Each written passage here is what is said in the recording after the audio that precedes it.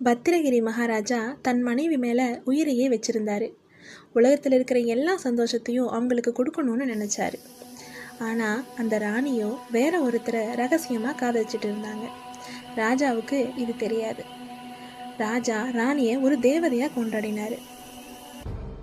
ஒரு நாள் ஒரு ஞானி ராஜாவுக்கு ஒரு அரிய வகையான மாம்பழத்தை பரிசாக கொடுத்துட்டு, அதை சாப்பிட்றவங்க எப்பவுமே இளமையோடும் மரணமில்லா வாழ்வு வாழ்வாங்கன்னு சொல்கிறாரு.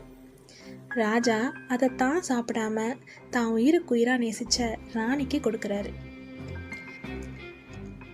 ஆனால் அந்த ராணி அந்த பழத்தை அவங்க ரகசியமாக காதலிச்ச ஒரு சாதாரண சேவகன்கிட்ட கொடுத்தாங்க.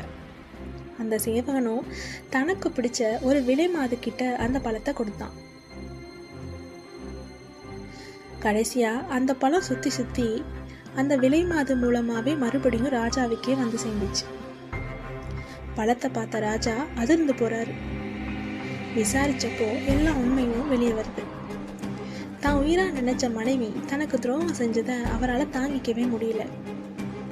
அன்னைக்கு அவர் அழுது புலம்பல, மாறா ஒரு பெரிய உண்மையை புரிஞ்சுக்கிட்டாரு. ராஜா நினைச்சிருந்தா அவங்கள தண்டிச்சிருக்கலாம். அன்புக்காக ஏங்குற இந்த உலகம் எவ்வளவு மாயையானது. நான் அவளுக்காக வாழ்ந்தேன், அவ வேற ஒருத்தருக்காக வாழ்ந்தான்.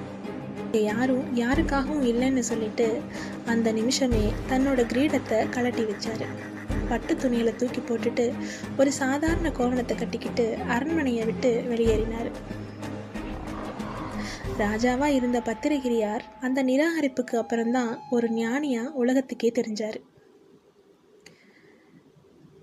நீங்க ஒருத்தரை நேசிக்கிறீங்க, ஆனால் அவங்க உங்களை மதிக்கலை இல்லை நிராகரிக்கிறாங்கன்னா அது உங்கள் தப்போ இல்லை அவங்க தப்போ இல்லை.